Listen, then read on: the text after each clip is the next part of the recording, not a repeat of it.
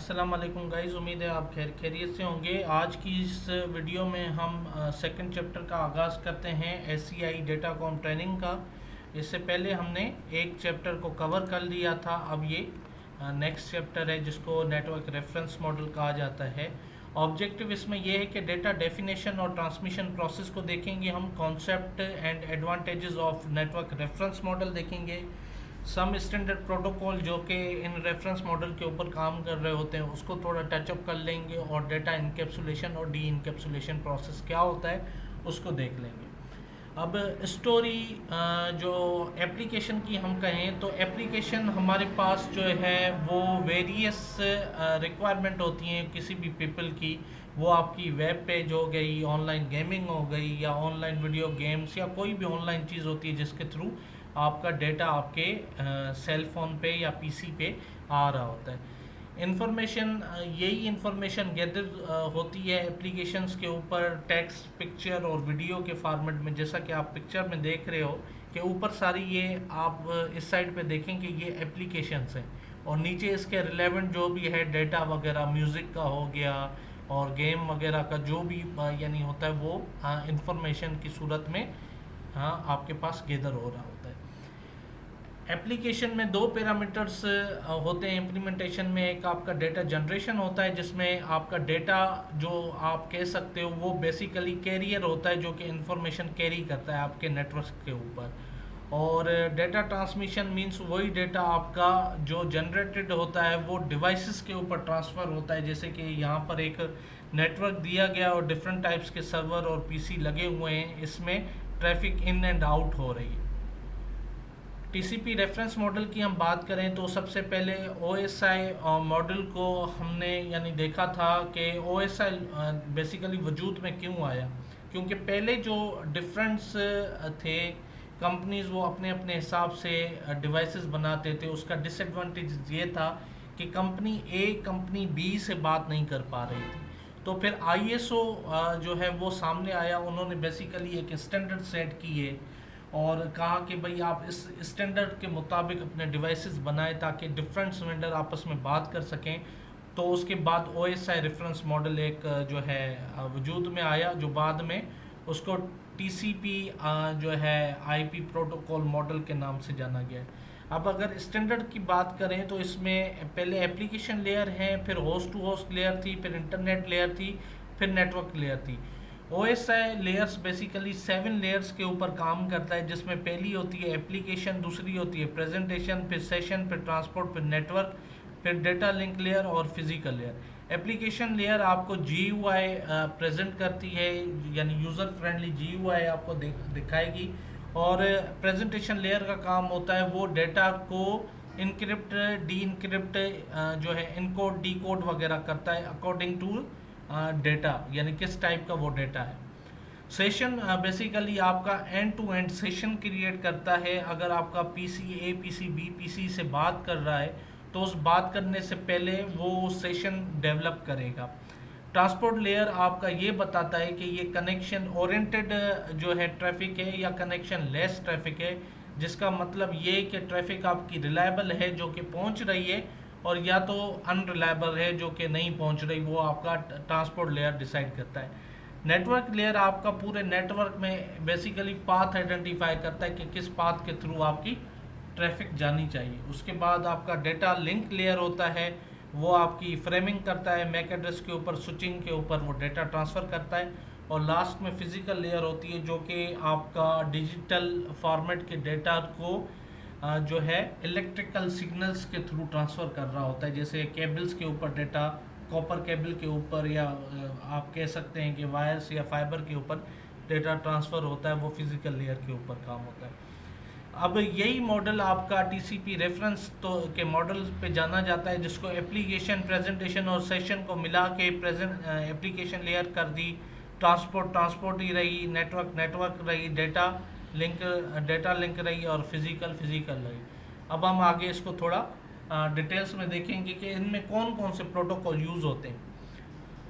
पहला protocol application में आप देख रहे हैं टेलनेट, ये आपकी डिवाइस की एडमिनिस्ट्रेशन लेने के लिए या उसका कंसोल लेने के लिए रिमोट के ऊपर आप किसी भी डिवाइस की आईपी डाल के उसको टेलनेट कर सकते हैं, यानी उसका एक्सेस अपने लैपटॉप पे ले सकते हैं। ये प्रोटोकॉल आपको एक्सेस लेने के लिए काम आएगा। FTP और TFTP basically file transfer protocol होते हैं, जिसमें एक पीसी दूसरे पीसी के ऊपर फाइल ट्रांसफ़र कर रहा होता है। इसमें एक आपका क्लाइंट होता है और दूसरा आपका सर्वर होता है। सिंपल नेटवर्क मैनेजमेंट प्रोटोकॉल है, HTTP है, SMTP है और जो है DNS DHCP।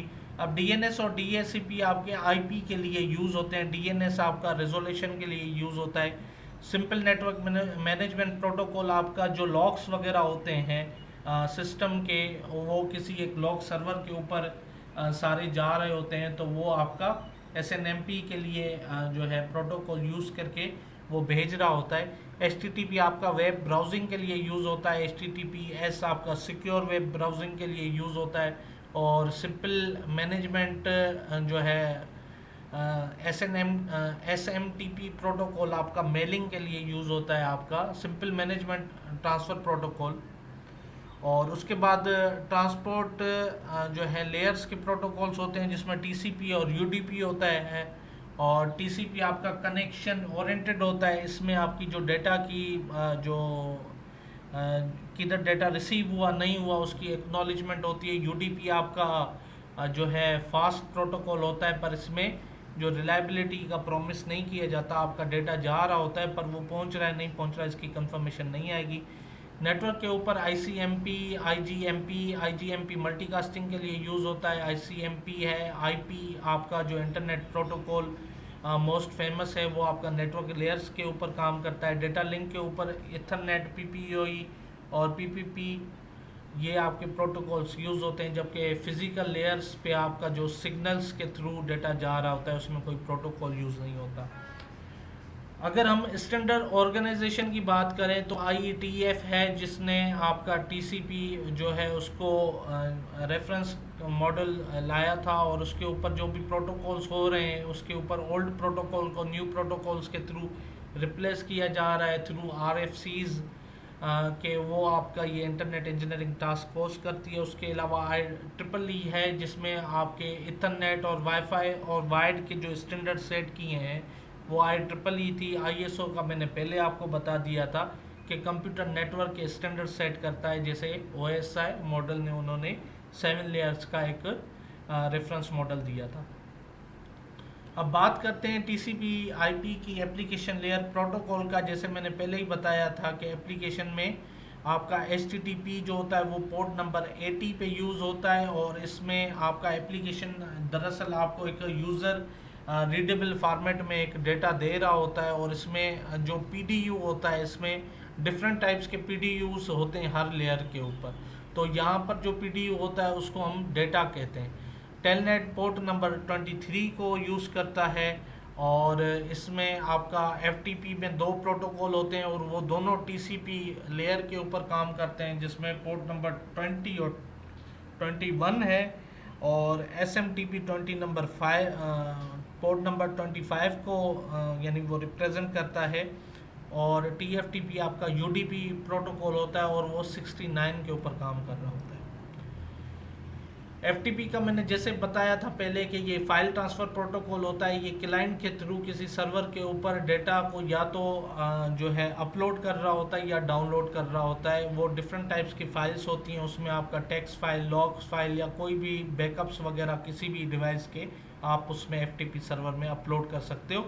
और ये भी आपका एप्लीकेशन लेयर में प्रोटोकॉल होता है जो कि काम कर रहा होता है। टेलनेट मैंने जैसे कि आपको पहले ही बताया था कि ये रिमोट एडमिनिस्ट्रेशन के लिए यूज़ होता है। आप wireless router, switch, firewall, server किसी की भी एक्सेस करने के लिए आप एक क्लाइंट के थ्रू, PC के थ्रू टेलनेट कर रहे होते हैं। HTTP आपका वेब ब्राउजिंग के थ्रू होता है। आपका जो क्लाइंट होता है वो जो है वेबसाइट की एक रिक्वेस्ट भेज रहा होता है किसी भी पेज, जैसे हम फेसबुक वगैरह जो है वो ओपन कर रहे होते हैं, तो वो किसी सर्वर से आप डाउनलोड होके आपके मोबाइल पे आ रही होती है। तो इनिशियली उसकी एक रिक्वेस्ट जनरेट होती है, वो आपके थ्रू मोबाइल, लैपटॉप या डेस्कटॉप वगैरह किसी से भी ट्रांसफ़र हो रही होती है। ट्रांसपोर्ट लेयर प्रोटोकॉल, जैसे मैंने कहा था कि इसमें दो बेसिकली मेन प्रोटोकॉल्स होते हैं और ये आपका एंड टू एंड कनेक्शन के लिए यूज़ होता है। ये आपका एस्टेब्लिश करता है एंड टू एंड कनेक्शन, और वो कनेक्शन आपका टीसीपी और यूडीपी प्रोटोकॉल के थ्रू होता है। टीसीपी आपका कनेक्शन ओरिएंटेड होता है और यूडीपी आपका कनेक्शन लेस होता है।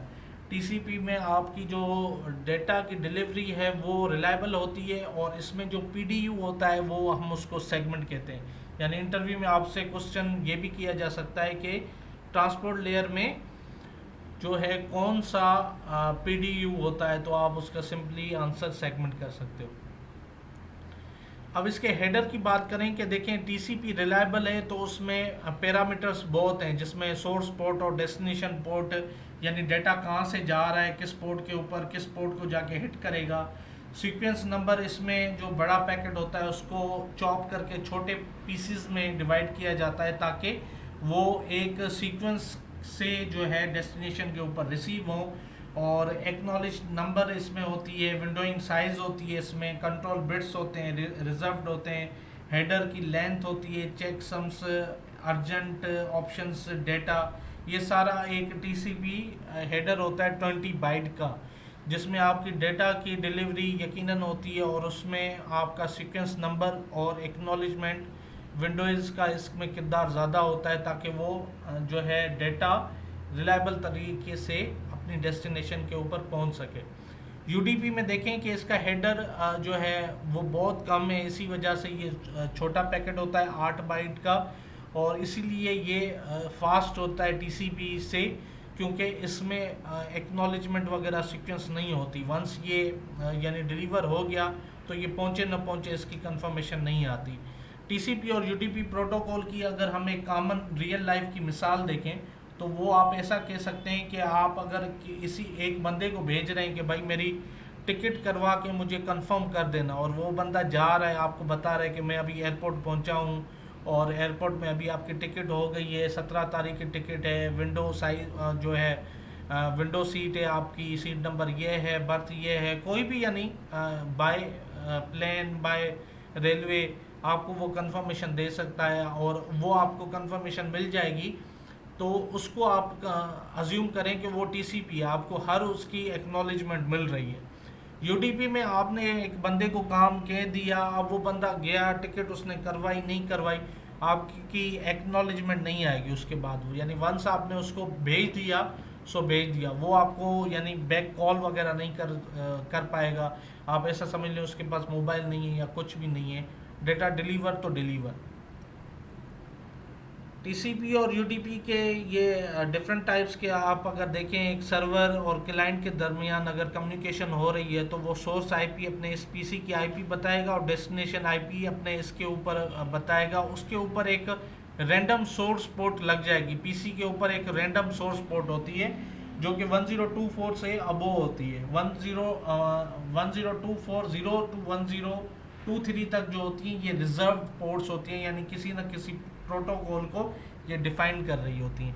और डेस्टिनेशन पोर्ट वो होती है जो आप रिक्वेस्ट कर रहे हो। आपने टेलनेट की है तो टेलनेट की 23 होगी, आपने एचटीटीपी की है तो उसकी पोर्ट नंबर 80 होगी, आपने एचटीटीपीएस की है तो उसकी 443 होगी। ऐसे डिफरेंट टाइप्स की सर्विस की डिफरेंट पोर्ट होती है। तो सोर्स पोर्ट रैंडमली क्रिएट हो जाएगी और डेस्टिनेशन पोर्ट जो आपकी रिक्वेस्ट होगी, अगर आप वेब ब्राउजिंग वगैरह कर रहे हो तो उसकी पोर्ट नंबर 80 या 443 जाएगी। टीसीपी कनेक्शन आपका बेसिकली 3 जो है वे हैंडशेक होता है। इसमें जो पहला होता है पैकेट वो रिक्वेस्ट का जाता है, जिसमें सीक्वेंस नंबर, एक्नॉलेजमेंट और इसका फ्लैग जो होता है सिंक का होता है। सिंक फ्लैग इज सेट, और आप हेडर में देख सकते हो तो इसका जो है फ्लैग वगैरह भी इसमें हो रहे होते हैं। तो दूसरा ये कि जब ये सिंक इसके पास पहुंचेगा तो ये रिप्लाई में यानी इसकी पोर्ट से सोर्स पोर्ट ये अपनी बताएगा डेस्टिनेशन जहाँ से रिक्वेस्ट आई होगी। और इसमें भी देखें कि जो है सिंक का फ्लैग आ रहा है और उसके साथ एक्नॉलेज का फ्लैग दे रहा है कि यानी भाई जो आपका पैकेट हुआ वो हमें रिसीव हुआ है और ये हमारा जो है सेंड हो गया। तो ये एक कनेक्शन इसने सिंक किया है, एक कनेक्शन ये सिंक करेगा, इसके सिंक का एक्नॉलेज इसने दे दिया और इसके सिंक का एक्नॉलेज इसने दे दिया।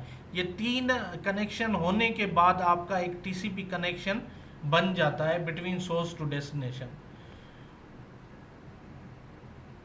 टीसीपी हमेशा सीक्वेंस नंबर यूज़ करता है एक लार्ज डेटा को छोटे छोटे डेटा में डिवाइड करके, या ऐसा समझें कि उसको काट के छोटे पीसेस में करता है, हर पीसी के साथ एक सीक्वेंस नंबर डाल देता है कि भाई ये इसका सीक्वेंस नंबर है, और डेस्टिनेशन साइड पे वो सीक्वेंस नंबर इसको रिसीव हो रहे होते हैं। वो बेसिकली बता रहा होता है कि कनेक्शन इस्टेब्लिश के बाद ये सीक्वेंस नंबर आया, अच्छा ये रिसीव हो गया, ये इसने इस सीक्वेंस नंबर का रिप्लाई दे दिया, अब इसने ये दूसरा वो भेज दिया है, तो ये जो है इसका रिप्लाई, ये एक्नॉलेजमेंट B+1 इसने यहाँ पर दे दिया और इसने दूसरा डेटा भेज दिया। इसी तरीके से ये डिफरेंट टाइप्स के डेटा टीसीपी कनेक्शन के बाद जा रहे होते हैं, जो कि सेंडर और रिसीवर साइड पे होते हैं। अब विंडोज साइज बेसिकली जो मैकेनिज्म होता है टीसीपी में वो ये होता है कि आपका PC1 और PC2 कौन सा इसमें थ्रेशोल्ड होगा वो सेट करके डेटा के ऊपर भेजेंगे। फॉर सपोज इसमें कार्ड लगा हुआ है 100 MB का, इसमें लगा हुआ है 10 MB का, तो ये 10 MB का ये बताएगा कि भाई हम जो है मैक्सिमम कनेक्शन 10 MB का सेट करते हैं ताकि आपका डेटा इस साइड पे जा रहा हो। ये ऐसा नहीं है कि 100 MB का यहाँ पर भी कनेक्शन सेट हो जाए तो वो डेटा जितना भी आएगा 10 MB से ऊपर वो डिस्कार्ड होता जाएगा, यानी वो जो है इसको रिसीव नहीं होगा ड्यू टू इसकी निक साइज के ऊपर। तो विंडोइंग भी ऐसे ही होती है। फर्स्ट ये कनेक्शन बनने के बाद यानी ये एक मामला तय कर लेते हैं कि भाई आप एट अ टाइम 3 पैकेट्स भेजो और 3 पैकेट्स के बाद मैं आपको जो है एक्नॉलेज दूंगा चौथे की। जैसे इनिशियली इसने 3 भेज दिए हैं तो इसमें 101, 102, 103 अब इसने तीनों रिसीव कर दिए। ये पैकेट नंबर 1 आया, इसको 1 की जगह लगा दिया, 2 को 2 की जगह लगा दिया, 3 को 3 की जगह, ताकि वो एक असेंबल फॉर्मेट में इसके पास पहुंच जाए। फिर उसके बाद ये इसको कह रहा है कि नहीं अब जो है ना आप अगला पैकेट भेजो और उसकी विंडो साइज 1 रखो, तो ये एक पैकेट इसको भेज देता है। तो इसी तरीके से आपका डेटा सोर्स टू डेस्टिनेशन जा रहा होता है। अब जब कनेक्शन डाउन करना हो तो कनेक्शन इस्टेब्लिश के बाद यानी ये फिनिश का फ्लैग जो है सेट करके इसको भेज देंगे, और ये जब इसको रिसीव होगा तो ये इसको एक्नॉलेज करेगा, एक्नॉलेज इसको सेंड होगी और साथ में ये इसको फिनिश सेट भी कर देगा और एक्नॉलेज भी कर देगा। यानी उसके बाद इसको जब रिसीव होगा तो ये इसको एक्नॉलेज करके कनेक्शन टर्मिनेट कर देगा। यानी पहले कनेक्शन बंद करने का इसने उस जो है मैसेज मिलने के बाद इसने कहा ठीक है हम वो बंद करते हैं, अगला मैसेज इसने भेज दिया कि मैं भी कनेक्शन बंद कर रहा हूँ और इसने ओके का जवाब दिया और आखिर में ये कनेक्शन जो टीसीपी का था वो बंद हो गया। तो इसको 4 वे हैंडशेक कहते हैं, यानी कनेक्शन बंद करने के हिसाब से। अगला इसमें है नेटवर्क लेयर। नेटवर्क लेयर मैंने आपको कहा था कि आपका जो डेटा है वो एक होस्ट से दूसरे होस्ट तक कैसे पहुंचे, तो उसकी जो फॉरवर्डिंग मैकेनिज्म होता है वो आपका नेटवर्क लेयर के ऊपर काम कर रहा होता है। इसमें बेसिकली जो PDU होता है वो पैकेट का नाम होता है इसमें, यानी पैकेट आपका एक बड़े नेटवर्क में फॉरवर्ड होता है थ्रू राउटर्स के। अब राउटर में राउटिंग टेबल होती है जो कि आपको ये बता रही होती है कि किस पाथ पे किस डेटा को किधर भेजना होता है। वो दरअसल राउटर अपने ऊपर एक राउटिंग टेबल मैनेज कर रहा होता है। जब पैकेट किसी भी डेस्टिनेशन के पास होती है, इधर अगर वो उसके पास डायरेक्ट कनेक्टेड होती है तो वो अपने उस इंटरफेस के ऊपर भेज देता है। अगर डायरेक्ट कनेक्टेड नहीं होती, किसी रिमोट वाली जगह पर है, तो वो इसके जो नेबर होता है उसके पास वो भेज देता है और उसका नेबर रिसीव करके वो पैकेट आगे भेज देता है।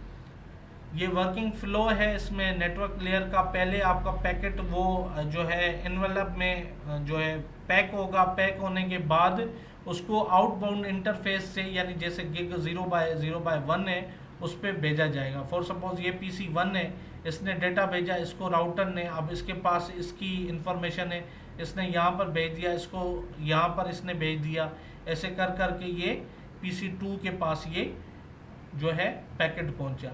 हर राउटर के ऊपर एक राउटिंग टेबल होती है और डिफरेंट टाइप्स के राउटिंग प्रोटोकॉल्स होते हैं जो उस राउटिंग टेबल को मैनेज कर रहे होते हैं, जो कि हम आगे जाके अपने फ्यूचर चैप्टर्स में देखेंगे। नेटवर्क लेयर आपका उसमें पीडीयू जो होता है, जो है फ्रेमिंग हम उसको कहते हैं कि आपका फ्रेम्स की शक्ल में जब राउटर से डेटा जा रहा होता है नीचे स्विच की तरफ, तो वो आपका सोर्स एड्रेस और मैक एड्रेस के ऊपर काम कर रहा होता है और डेटा आपकी स्विचिंग साइड पे यानी राउटिंग से हटके वो स्विचिंग साइड पे होती हैं।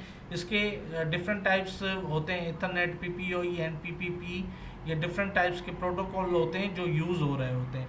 अब जैसे राउटर के नीचे किसी स्विच के ऊपर आ गया तो स्विच के ऊपर एक कैम टेबल होती है, जैसे राउटिंग टेबल होती है, स्विच अपने पास कैम टेबल एक मैनेज कर रहा होता है। उस कैम टेबल में एंट्रीज होती हैं कि कौन से इथरनेट पे कौन सी मैक एड्रेस लगी हुई है। अगर उसके पास उस मैक एड्रेस की आईपी अगेंस्ट उसके बाइंड होगी तो वो उसके साथ उस मैक एड्रेस के ऊपर यानी उस पोर्ट के ऊपर वो डेटा भेज देगा। लास्ट में यहाँ पर आप ये देखें जो है डेटा लिंक लेयर में इथरनेट की, ये देखिए मैंने आपको कहा था ना कि इसमें स्विचिंग इन्वॉल्व हो रही होती है। अब पीसी ए को अगर डेटा भेजना है पीसी डी के ऊपर तो वो पहले पैकेट इधर फॉरवर्ड करेगा। इसके पास इंफॉर्मेशन पहले उसमें अगर नहीं होती, अगर पहले फर्स्ट उसमें नहीं होती तो ये ब्रॉडकास्ट करता है, यानी अपने हर पोर्ट पे जहाँ से इसको पैकेट मिला है उसको छोड़ के बाकी दूसरे पैकेट्स पे ये भेज रहा होता है। जैसे उसके पास एंट्री आ जाती है तो वो जो है उस एंट्री के ऊपर यानी जो भी इंटरफेस होगी उसके ऊपर ये पैकेट आगे फॉरवर्ड कर देगा। सिंपली स्विच बी भी ऐसे ही करेगा और लास्ट में उसको पैकेट रिसीव होगा। रिसीव होने के बाद सेम वही डेटा आपका ए की तरफ आएगा, ऐसे ही ट्रैवल करके, यानी पहले वो स्विच बी के ऊपर आएगा, फिर स्विच ए के ऊपर आएगा और देन होस्ट ए को रिसीव होगा। अब आर्प बेसिकली डिस्कवर कर रहा होता है। आर्प प्रोटोकॉल होता है जो कि आपका स्विचिंग साइट्स के ऊपर काफ़ी यूज़ हो रहा होता है और इसमें जो पीसी होता है वो बेसिकली उसके पास आईपी तो होती है पर डेस्टिनेशन की मैक एड्रेस नहीं होती। तो ये बेसिकली उस मैकेनिज्म को डिस्कवर करके आपको आईपी के अगेंस्ट मैक ला के देता है ताकि वो स्विच साइड पे खेल सके। अब अगर हम मिसाल लेते हैं स्विच को हटा के, अगर हम मिसाल लेते हैं दो पीसीस की आपस के दरमियान और एक आप जो है लिंक लगा देंगे तो इसकी आईपी 1.1 है, इसकी आईपी 1.2 है। जब पहला पैकेट जाएगा रिक्वेस्ट का, आर्प रिक्वेस्ट का, तो ये पूछेगा कि भाई डेस्टिनेशन आईपी क्या, मुझे जो है ना इसकी आईपी के अगेंस्ट मैक चाहिए। तो होस्ट भी इसको रिप्लाई करेगा कि भाई इसकी आईपी जो है ये वाली आईपी, इसका मैक एड्रेस ये है। तो ये अगली बार ना ये जो है उस मैक एड्रेस के अगेंस्ट सारी गेम खेलेगी। अगर हम इसकी बात करें एक वर्क फ्लो की, तो पहले होस्ट चेक करेगा कि आर्प उसके कैशे में है या नहीं। कैशे में चेक करने के लिए आप पीसी में जाके कमांड प्रॉम्प्ट पे ARP-A करेंगे। अगर आपका पीसी नेटवर्क के साथ लगा हुआ है और इनिशियली कोई भी ट्रैफिक उससे जनरेट नहीं हो रही फिलहाल, तो ARP-A में कोई भी एंट्रीज नहीं आएगी। जैसे जैसे ट्रैफिक उस पर आती जाएगी वो जो है मैक एड्रेस वगैरह आईपी के अगेंस्ट सेव करता रहेगा। अब पहले उसमें क्या होता है, पीसी जो होस्ट 1 है वो चेक कर रहा होता है आर्प कैशे इसमें है या नहीं। फिर होस्ट 1 सेंड करता है आर्प रिक्वेस्ट स्विच के ऊपर। फिर वो जो है स्विच अगर उसके पास अपनी इसमें एंट्री है तो ठीक है, नहीं तो वो ब्रॉडकास्ट करेगा। ब्रॉडकास्ट करने के बाद अगर उसको एंट्री मिल जाती है तो वो अपने पास सेव करेगा। होस्ट 2 फिर उसको रिप्लाई देगा और देन होस्ट 1 वो एंट्री ऐड कर लेगा। अब ये इसमें पहले प्रोसेस में होस्ट 1 ने रिक्वेस्ट सेंड की है।